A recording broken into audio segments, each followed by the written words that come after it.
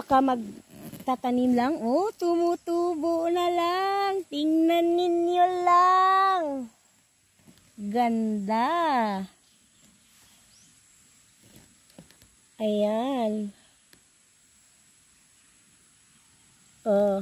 Alam mo, kapag mabubuhay na talaga yan, buhay na buhay talaga yan,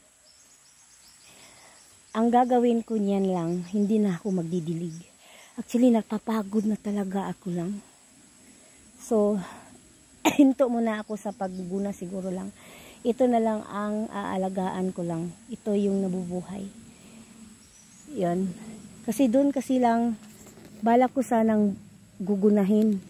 Paano na yung mimi ko.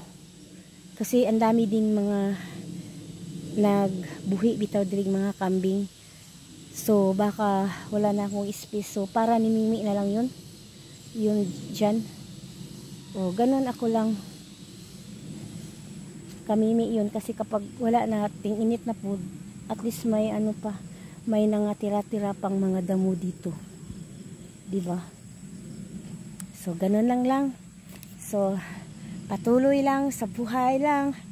At, kasi yung pagod lang, mawawala lang talaga pag i-rest mo. Yung pagod sa kaisipan mo, pag mapagod ka, i-rest mo lang, mawala. No? Mawala. Kasi kapag ang problema na hindi mawawala, yung binabalik-balikan mo. Yung binabalik-balikan mo. Kahit alam mong problema na yan, pero pinagpatuloy mo pa rin ang gawain. Pero kapag yung problema, tapos nang hihina ka o napapagod ka, yung katawan mo, napapagod yung isipan mo, pahinga mo lang yan, mawawala. Tapos kapag mawawala, balik ka na naman.